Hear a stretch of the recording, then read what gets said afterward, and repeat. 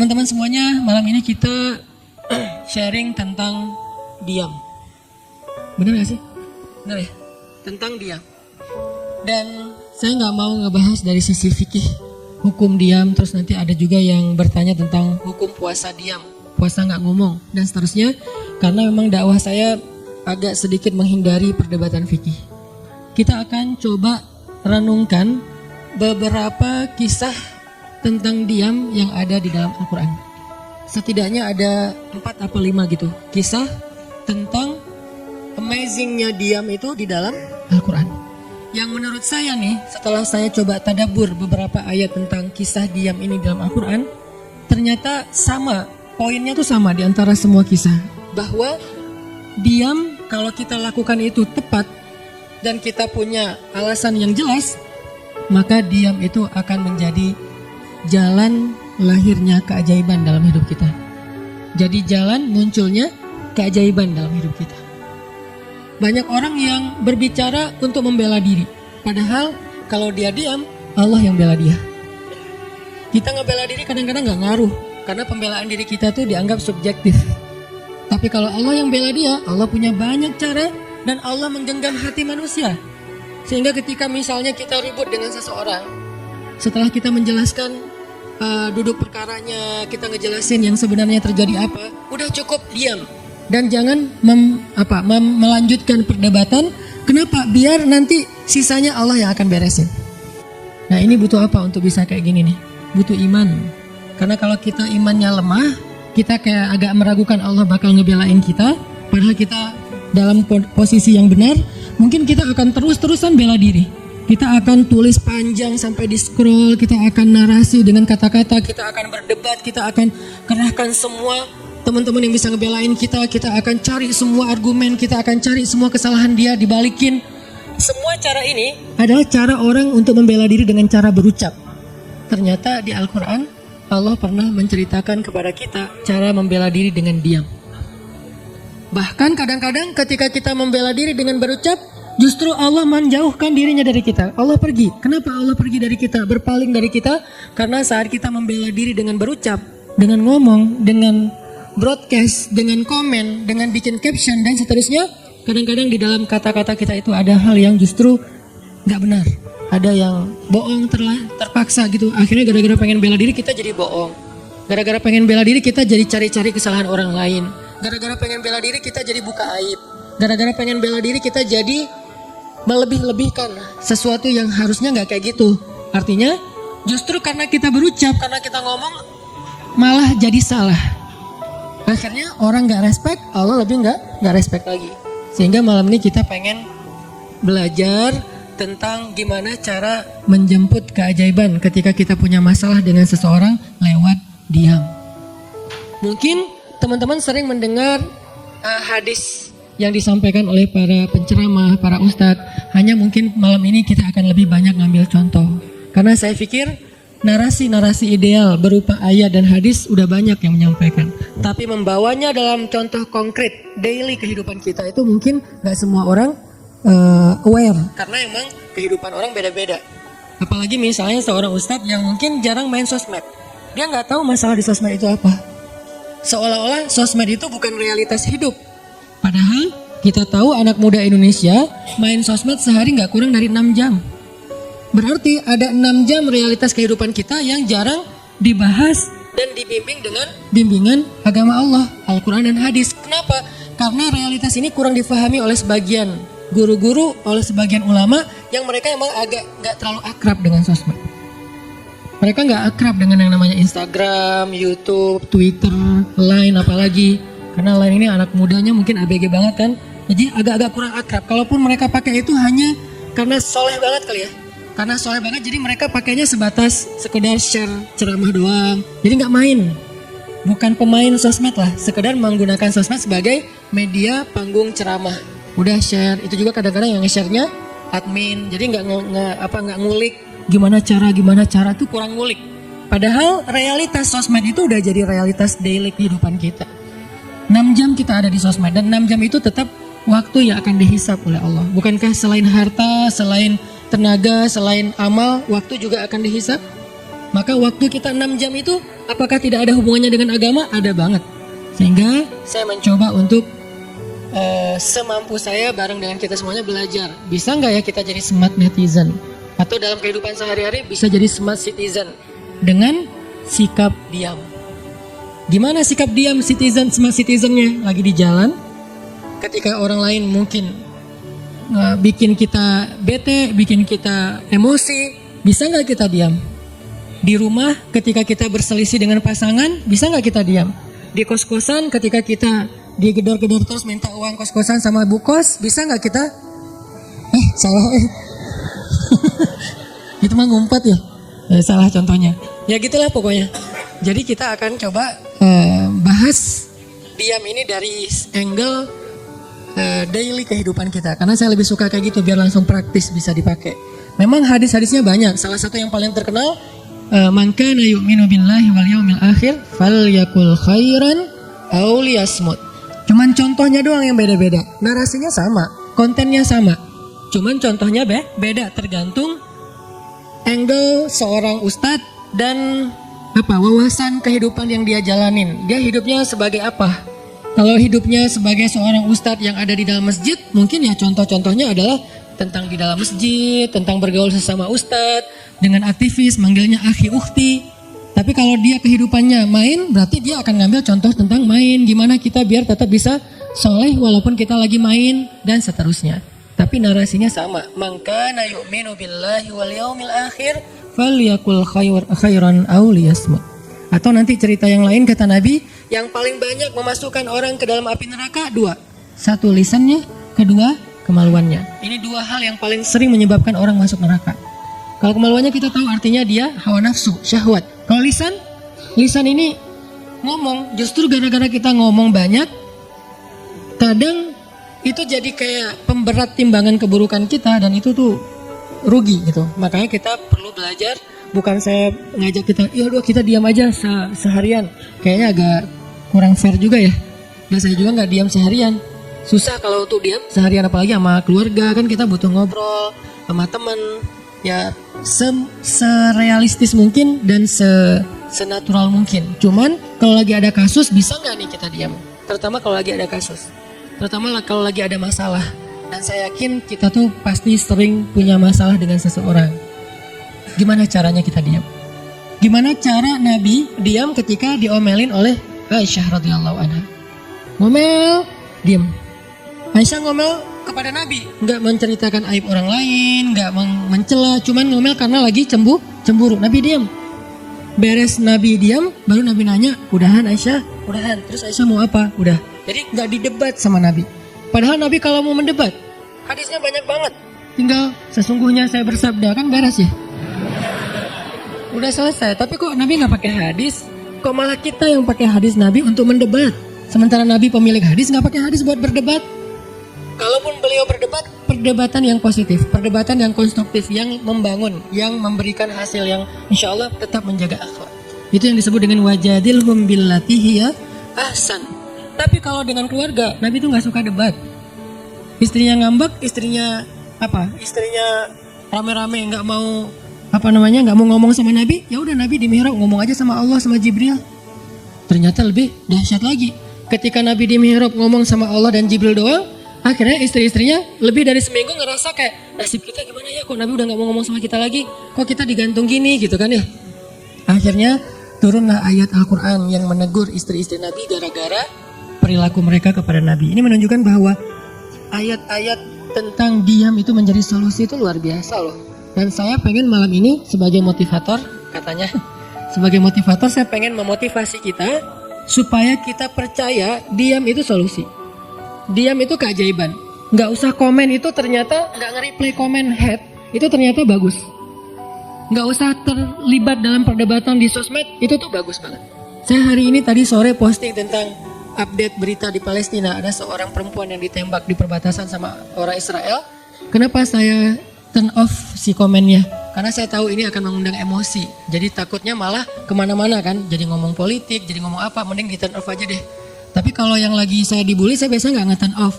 Yang di turn off tuh hal-hal yang sifatnya memunculkan polemik yang semakin melebar, jadi kurang produktif. Akhirnya kita offin dulu komennya.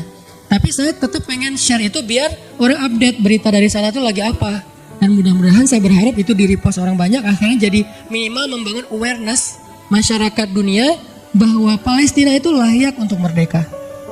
Dari dulu udah layak untuk merdeka sejak mereka dijajah oleh Israel. Itu aja doang sih kampanyenya. Tapi saya nggak mau kampanyenya melebar kemana-mana sehingga di-offin dulu aja komennya. Kenapa? Off komen itu kadang-kadang bagian dari diam baik. Apa juga kita ladenin komen yang macam-macam, walaupun mungkin komennya itu ada yang kita berpihak sama dia, sepaham dengan dia, ada yang beda. Tapi tetap aja saya lihat kadang-kadang komen itu berlebihan. Sampai muncul kalimat-kalimat mencela, sampai marah-marah, sampai caps lock tanda seru kan ya. Ini kan nggak nyaman lagi kan kalau udah kayak gini, mending diam. Nah di sini kita pengen belajar, diam itu ternyata ajaib. Diam itu ternyata benar-benar kata orang emas. Diam itu ternyata solusi. Diam itu ternyata pembelaan diri yang paling efektif. Kalau selama ini kita masih percaya membela diri yang paling efektif ngomong. Membela diri yang paling efektif itu bikin postingan. Membela diri yang paling efektif itu bikin caption yang bagus. Membela diri yang paling efektif itu komen. Membela diri yang paling efektif itu minta pembelaan dari manusia. Ternyata mungkin itu benar, tapi ada yang lebih efektif lagi. Membela diri dengan diam. Dan gimana cara membela diri dengan diam sampai mendatangkan keajaiban, itu yang akan kita coba renungkan malam ini. Oke, yang pertama kita akan baca kisah diam di surat Maryam, surat favorit saya. Coba teman-teman buka surat Maryam, surat 19. Di dalam surat ini ada dua adegan diam. Pertama, adegan diamnya Nabi Zakaria. Yang kedua, adegan diamnya Maryam. Surat 19, surat Maryam, ayat 10. Sekaligus kita pengen belajar, kalau kita lagi diam pas kita dicerca, ketika kita disakiti, ketika ada masalah dengan seseorang, kalau kita diam kita ngapain gitu kan, gitu ya, nggak diam doang kan, kita ngapain. Nah di sini kita belajar surat 19 surat Maryam ayat 10 dan 11. Kita tilawah bareng-bareng ya, saya baca habis itu teman-teman ikutin. A'udzu billahi minasy syaithanir rajim. Bismillahirrahmanirrahim. Qala rabbi ij'al li ayah. Qala ayatuka alla tukalliman nasa thalatha layalin sawiyya. فخرج على قومه من المحراب فأوحى إليهم أن سبحوا بكرة وعشيا. Berkatalah Zakaria, Rabbi, berikanlah untukku sebuah pertanda bahwa aku akan punya anak laki-laki. Allah berfirman, tanda-tanda bagimu adalah engkau tidak akan bisa berbicara dengan manusia selama 3 malam berturut-turut. Maka keluarlah Zakaria kepada kaumnya dari mihrabnya dan memberi mereka isyarat supaya mereka bertasbih kepada Allah setiap pagi dan petang. Ini adalah adegan ketika Nabi Zakaria dapat berita gembira akan punya anak laki-laki. Karena Nabi Zakaria berdoa minta anak laki-laki dari sejak nikah sampai usia 80 tahun. Kurang lebih sekitar 50 tahun berdoa. Lama banget. Ya Allah beri anak, ya Allah beri anak. Sampai iparnya udah punya anak keren namanya Maryam. Iparnya adalah Imran. Udah punya anak keren banget, cewek, solehah, dari kecil udah beribadah di Masjidil Aqsa. Zakaria masih minta anak. Ya Allah, ya Allah, ya Allah. Sampai puncaknya Zakaria ngelihat Maryam dapat makanan dari langit. Zakaria datang ke mihrab Maryam. Terus di situ udah ada makanan yang bukan dibawa oleh Zakaria. Zakaria nanya, "Anna laki hadza ya Maryam?" Maryam dapat dari mana makanan ini? Kata Maryam, "Huwa min indillah, dari Allah," kata Maryam. Gimana caranya? Kata Maryam, Allah punya cara sendiri. Allah yarzuqu may yasha bighairi hisab. Terserah Allah gitu. Masya Allah, Masya Allah. Zakaria kagum sama Maryam, langsung pergi ke mihrabnya Zakaria, sholat. Dan di dalam salatnya Zakaria berdoa, hunalika da'a Zakaria rabbah. Di saat itulah Zakaria benar-benar nangis berdoa kepada Allah, ya Allah, Rabbi habli min ladunka dzurriyyatan thayyibah innaka sami'ud du'a. Ya Allah, beri saya anak seperti dia, seperti Maryam. Engkau maha mengijabah doa dan saya enggak pernah berputus asa meminta kepadamu. Udah 50 tahun lebih. Tiba-tiba Allah bilang, Ya Zakaria, inna nubasyiruka bi ghulam ismuhu Yahya lam naj'al lahu min qablu samiyya. Zakaria, sekarang kami akan perkenankan doamu, kamu akan punya anak, beri dia nama Yahya. Belum pernah ada anak seperti dia yang soleh di muka bumi. Zakaria kaget, walaupun doa, tapi beliau masih berpikir kayak, gimana caranya saya punya anak? Ini kayak apa ya, tarik-tarikan antara logika manusia dengan iman. Imannya percaya Allah Maha Kuasa, tapi logikanya gimana caranya? Istri saya udah tua, saya juga udah tua. Lalu Nabi Zakaria bertanya untuk biar lebih tenang, supaya logikanya nggak ragu lagi. Kalau imannya udah mantap, tinggal logika. Zakaria tanya, beri saya ij'al li ayah, beri saya bukti tanda gimana cara saya punya anak. Kata Allah, tandanya alla tukalliman nas salasa layalin sawiyya. Kamu tiba-tiba nggak bisa ngomong. Kamu sehat, kamu nggak punya masalah, tapi kamu nggak bisa ngomong. Mau ngomong tuh nggak bisa. Kamu bisa tilawah, kamu bisa zikir, tapi kamu nggak bisa ngomong. Bisa subhanallah, subhanallah, subhanallah. Bisa alhamdulillahi rabbil alamin. Nggak bisa. Jadi baca Quran, kalau ada Quran, tapi dulu kan Taurat ya. Baca Taurat bisa, zikir bisa, hayya ala sholah, kalau azan ada azannya bisa. Pokoknya semua bisa kecuali mau ngomong tuh nggak bisa. Masya Allah ya, luar biasa. Kenapa? Karena Allah pengen Zakaria zikir aja 3 hari. Jangan ngomong dengan manusia walaupun ucapannya baik kecuali zikir. Jadi kalau mau ngomong dengan manusia, subhanallah, masya Allah, alhamdulillah, bismillah. Cuman gitu doang ngomongnya. Gak bisa, lo mau kemana? Gak bisa. Insya Allah gitu. Jadi cuman bisa zikir. Saking Allah pengen Zakaria menghabiskan 3 hari sebelum Allah tunjukkan keajaiban hanya dengan berzikir. Apa poinnya di sini? Kalau kita pengen ada keajaiban dalam diam, maka isilah diam kita dengan zikrullah. Insyaallah nanti kita lanjutkan setelah salat Isya. Bismillahirrahmanirrahim. Teman-teman semuanya, kita lanjutkan tadabbur kita terhadap ayat di surat Maryam ayat 10 dan 11, kisah keajaiban yang diperoleh oleh Nabi Zakaria alaihissalam dengan Allah anugerahkan untuk beliau anak yang super duper keren luar biasa yang bernama Yahya alaihissalam. Dan salah satu cara Allah Subhanahu wa taala mendidik Nabi Zakaria untuk menjemput keajaiban itu adalah Allah menyuruh Zakaria untuk diam dan mengisi diamnya dengan zikratullah bukratan wa asiyya, mengingat Allah pada waktu pagi dan pada waktu petang. Artinya diisi dengan zikir. Dan waktu itu Nabi Zakaria menurut ulama tafsir, beliau tidak cacat lisannya, benar-benar bisa ngomong. Hanya tidak bisa bicara dengan manusia, tapi bisa berzikir. Jadi beliau bisa zikir, bisa mengucapkan kalimat-kalimat Alkitab yaitu Taurat. Beliau bisa membaca ayat-ayat Allah, beliau bisa mengucapkan kalimat bismillah dan seterusnya, tapi nggak bisa ngomong dengan manusia. Dan itu terjadi selama 3 malam. Dan akhirnya setelah 3 malam, Nabi Zakaria tiba-tiba dapat berita gembira kalau istri beliau hamil. Ini pelajaran penting banget buat kita. Kalau ini pernah berlaku terjadi kepada Nabi Zakaria, keajaiban dengan cara kayak gini, maka ini juga akan terjadi kepada kita. Itulah alasan kenapa kisah tersebut direkam dalam Al-Quran, supaya dia menjadi pelajaran hudan lil muttaqin. Itu kenapa Allah katakan Al-Quran hudan lil muttaqin, petunjuk bagi orang yang bertakwa, orang yang pengen memperbaiki diri, orang yang pengen dapat solusi.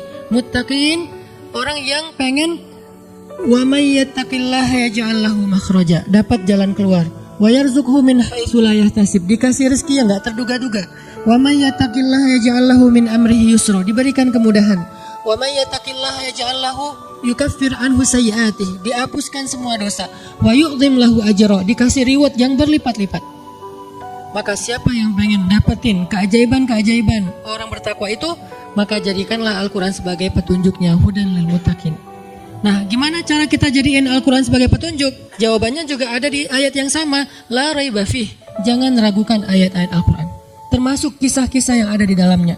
Sehingga kalau kita benar-benar percaya kisah Nabi Zakaria mendapatkan keajaiban dengan cara diam dan zikir, maka kita coba terapin itu dalam masalah hidup kita, insya Allah kita juga akan mendapatkan keajaiban dan kejutan seperti yang didapatin oleh Nabi Zakaria. Itu pesan poin yang ada di dalam ayat 10 dan 11 surat Maryam. Sehingga buat sebagian orang yang mungkin ngerasa selama ini sering disakiti, sering dicuekin, sering didebat, sering diapain, jangan terlalu diladenin. Kadang-kadang ada teman saya nanya ke saya, Ustadz ini ada yang ngomongin Ustadz gini di sosmed, perlu kita balas nggak nih? Saya bilang udah diamin aja. Itu tuh santai, tapi sebetulnya itu ada kayak alasan kenapa saya memilih sikap itu. Bukan karena kayak malas ribut. Sebetulnya kadang-kadang kan ribut itu kayak nyenengin ya, kayak olahraga apa ya, emosi gitu kan. Rame-rame di sosmed itu kayak asik kan, kayak kita nge-game gitu kan. Jadi nge-replay komen-komen orang kayak lucu-lucuan gitu. Saya pernah lihat Rachel-nya bagus juga sih. Ini bukan dalam hal negatif tapi positif, makanya saya sebutnya nama. Rachel itu kan main kemarin ke Australia sama New Zealand. Terus ada dia lagi foto-foto gitu di sana bareng dengan suaminya. Tiba-tiba ada yang komen, Sel, lo nggak cocok di tempat itu. Tempatnya bagus tapi gara-gara lo jadi kurang bagus gitu. Terus dia jawab, ya gue nggak cocok tapi dompet gue cocok. Kadang-kadang perlu digituin juga sih ya, biar paham. Karena kata Ustaz Abdul Somad, sombong kepada orang yang sombong adalah sedekah. Tapi itu mah pilihan. Rasa memilih sikap santuy. Tapi dengan dia guyonin, kalau saya memilih sikap diam aja deh.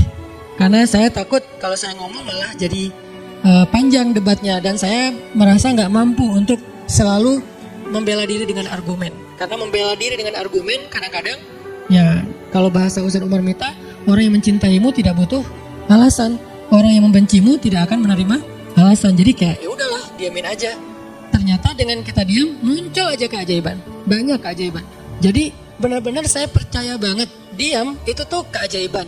Dan itu berlaku dalam dakwah, berlaku dalam masalah keluarga. Ketika istri lagi ngambek, dia misalnya komen panjang di sosmed, di WhatsApp misalnya, dia kayak misalnya namanya juga lagi ngambek ya, ngomong panjang di WhatsApp. Kalau saya sabar untuk diam, itu tuh beres dengan sendirinya dan akhirnya malah lebih baik. Tapi kalau saya kepancing, jadi kita balas-balasan.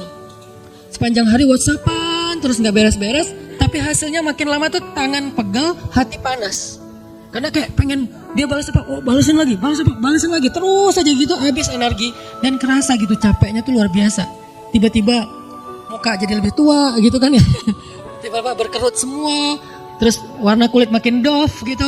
Ini gara-gara efek stres kali ya. Jadi intinya adalah jangan diladenin, diamin aja. Setelah kita klarifikasi fitnah, kalau itu berbentuk fitnah, tetap kita butuh tabayun, klarifikasi biar tidak menyebar fitnah. Tapi beres klarifikasi nggak usah diperpanjang. Berapa kali mungkin teman-teman ngelihat, mungkin saya pernah nggak ada apa-apanya sih dibilangkan Ustaz Felix. Kalau beliau lebih pro lah dalam masalah kayak gini. Kalau saya beberapa kali dibully di sosmed, pernah nggak saya ladenin? Hampir nggak pernah. Cuman klarifikasi maksudnya udah beres, diamin aja, diamin. Sepahit apapun, sepanas apapun kalimatnya, yang kadang-kadang Ustaz nggak baca. Penasaran soalnya. Kalau kita diam karena nggak baca, mungkin nggak ada challenge-nya kan. Ini baca komennya semua sampai ribuan itu satu-satu dibaca tuh. Oh gini ya, bisa gini ya orang ngomong teh. Terus aja dibacain satu-satu. Capek, cari air putih, minum lagi, baca lagi gitu. Terus sampai beres dibaca itu. Mungkin 2 hari lah baru khatam. Saking banyaknya komen. Tapi mencoba lagi belajar, bukan udah jago, nggak sama sekali nggak. Mencoba lagi belajar, bisa nggak setelah udah panas banget, gergetan banget, beberapa udah bisa banget tuh dibalasin, di replay. Jangan deh, ada yang udah di replay panjang, dihapus lagi nggak jadi. Kenapa? Karena masih belajar, yakin diam itu keajaiban. Dan selama ini saya ngebuktiin diam itu emang keajaiban. Kenapa? Karena Allah pernah mengisahkan kisah Zakaria dan kisah-kisah yang lain, bagaimana mereka dapetin keajaiban dengan cara diam. Ini yang kita coba pengen rubah sedikit persepsi kita. Nggak selalu bela diri dengan ngomong, kadang kita bela diri itu dengan diam. Nggak selalu kita dapetin keajaiban itu dengan hanya mengandalkan manusia, tapi justru kita dapetin keajaiban saat kita mengandalkan Allah Subhanahu Wa Taala. Itu tuh dahsyat. Yang kedua, sekarang setelah Nabi Zakaria dapat keajaiban anak yang soleh banget, sampai Allah kisahkan di ayat 13 gimana solehnya dia, 14, 15 dan seterusnya. Sekarang kita baca kisah kedua, yaitu kisah Sayyidah Maryam, yaitu ada di ayat 26. Cuplikannya ada di ayat 26. Kalau kisah Maryam mah dimulai dari ayat 16 ya. Tapi yang masalah diam itu ada di ayat 26, 27, 28, dan 29. Bismillahirrahmanirrahim. فكلي واشربي وقري عينا فإما ترين من البشر أحدا فقولي إني نذرت للرحمن صوما فلن أكلم اليوم إنسيا فأتت به قومها تحمله قالوا يا مريم لقد جئت شيئا فريا يا أخت هارون ما كان أبوك امرأ سوء وما كانت أمك بغيا فأشارت إليه قالوا كيف نكلم من كان في المهد صبيا.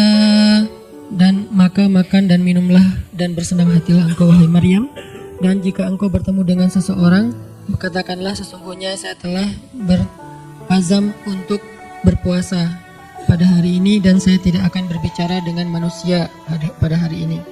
Lalu Maryam pun datang kepada kaumnya sambil menggendong bayinya. Kaumnya berkata, wahai Maryam, engkau datang kepada kami dengan membawa kalau bahasa kita tuh pembawa apa istilahnya? Sial. Apa ya? Dengan membawa keburukan. Jadi kayak dianggap pembawa kesialan. Wahai saudari Harun, sesungguhnya ayahmu bukanlah seorang yang nista ataupun pendosa, dan begitu juga dengan ibumu bukanlah perempuan yang hina. Lalu Maryam memberi isyarat, fa'asyarat ilaih, memberi isyarat dengan menunjuk ke arah bayinya. Lalu mereka berkata, bagaimana kami akan berbicara dengan seorang bayi yang masih digendong oleh ibunya, masih terlalu kecil. Ini adalah cuplikan adegan Maryam ketika baru pulang kampung. Jadi ceritanya di ayat sebelumnya, ketika kandungan Maryam semakin besar dan nggak bisa disembunyikan dari penglihatan manusia, Maryam pun pergi menjauh ke sebuah tempat yang tidak ada siapa-siapa. Fahamalathu fantabadat bihi makanan qasiyya. Dia menjauh, mengucilkan diri ke tempat yang nggak dilihat oleh siapa-siapa sampai melahirkan. Jadi kurang lebih sekitar 3 bulan 4 bulan Maryam nggak ada di Al-Quds, nggak ada di di Masjid Al-Aqsa dan sekitarnya. Dia pergi mengasingkan dirinya supaya tidak ada yang menghujat Maryam karena ngelihat perutnya sudah semakin besar dan dia nggak punya suami. Setelah melahirkan, akhirnya Allah perintahkan Maryam untuk pulang. Setelah Allah ngasih makan, minum dan kebahagiaan buat Maryam, fakuli washrobi wa qarri aina, dengan adegan korma yang menjatuhkan buah-buah rutop dan seterusnya, pulanglah Maryam. Nah, Maryam tahu ketika dia pulang dengan membawa bayi, dia pasti akan dihujat, dicela, dicaci maki, dibully oleh kaumnya. Lalu Allah memberi kepada Maryam bekal. Gimana cara ngadepin yang kayak gitu-gitu? Kata Allah, kalau kamu ketemu manusia, ketemu orang-orang, ketemu kaummu, bilang ke mereka, saya tidak berdebat hari ini. Saya nggak akan berdebat. Jadi dia tetap bisa ngomong. Tapi dia bilang, saya nggak akan berdebat. Saya nggak akan bicara dengan siapapun hari ini, karena saya sudah bernazar untuk diam. Bilang kayak gitu kepada kaummu. Maka fa'atat bihi qaumaha tahmiluh. Maka datanglah Maryam kepada Al-Quds, kepada kota Al-Quds dengan membawa bayinya yang digendong. Datang. Baru dari ujung kota kelihatan Maryam, muncullah orang-orang Bani Israel semuanya rame di pasar-pasar mereka, semuanya menghadang Maryam. Maryam tiba-tiba dihadang di gerbang kota Al-Quds. Gak boleh masuk kota Al-Quds. Tadinya ada yang satu orang lihat, Maryam. Langsung dia datang ke kota, dia umumkan ke semua orang, wahai Bani Israel, perempuan yang hina yang kita cari-cari sekarang sudah datang membawa bayi haramnya, membawa bayi selingkuhnya, membawa bayi hasil zinanya. Akhirnya orang-orang yang ada di Masjid Al-Aqsa, yang ada di rumah-rumah, yang ada di pasar, semuanya berkumpul di depan gerbang kota, menghalang Maryam masuk. Kebayang gak perasaan Maryam? Padahal dia itu lahir di situ, dia beribadah di situ, ayahnya orang situ, ulama pula, pamannya Nabi pula di situ, tapi dia sekarang dihadang oleh semua penduduk Al-Aqsa, penduduk Al-Quds, Bani Israel. Ketika Maryam mendekat, mereka mengatakan, ya Maryam, laqad ji'ti syai'an fariyya. Ini bahasa Al-Quran. Kalau aslinya lebih tercela daripada ini, karena ini bahasa Al-Quran yang tinggi, Allah menggunakan bahasa simbolik saja. Yang terjadi, mereka mencela Maryam. Mereka bilang, Maryam kamu pembawa sial, Maryam kamu perempuan hina, Maryam kamu tukang zina, Maryam kamu selingkuh, Maryam kamu ternyata pelakor, segala macam. Kebayang gak seorang perempuan yang mulia dituduh dengan kata-kata kayak gini? Sedih, pengen jawab, pengen bilang saya ini nggak pernah berbuat dosa, ini nih Allah yang ngasih kepada saya nggak punya suami dan saya diberikan anak yang suci dan segala macam. Enggak. Tanya kepada Zakaria kalau nggak percaya, saya punya buktinya segala macam. Nggak usah, diam aja. Maryam bisa ngomong kalau mau. Maryam by the way adalah perempuan secerdas Sayyidah Aisyah. Dia itu kayak Aisyah cerdasnya, kayak Khadijah bijaksananya, kayak Fatimah lembutnya, kayak Asia sabarnya. Maryam itu istimewa. Sampai sebagian ulama mengatakan Maryam satu-satunya nabi dari perempuan. Satu-satunya nabi dari golongan perempuan. Sebagian kecil ulama ada yang menyebutkan demikian. Sehingga mereka menyebut Maryam alaihassalam. Saking Maryam ini keren banget, istimewa banget. Tapi jumhur ulama sejarah mengatakan Maryam bukan nabi, tapi dia perempuan soleha, orang soleh. Bahkan 1 dari 4 perempuan sempurna di muka bumi. Dan tidak ada yang kelima. Cuman ada 4. Kamulah minar rijali katsir, kata Nabi. Laki-laki yang sempurna itu banyak, yaitu para rasul dan para nabi. Walam yakmul minan nisa illa arba'ah. Tidak ada perempuan yang sempurna kecuali 4. Asiyah istri Fir'aun, kemudian Maryam anaknya Imran, kemudian Khadijah istri Rasulullah, dan Fatimah bintu Rasulullah. Artinya Maryam ini istimewa banget. Dia kalau mau argumen, dalilnya lebih banyak daripada para rabi-rabi Yahudi yang ada di situ.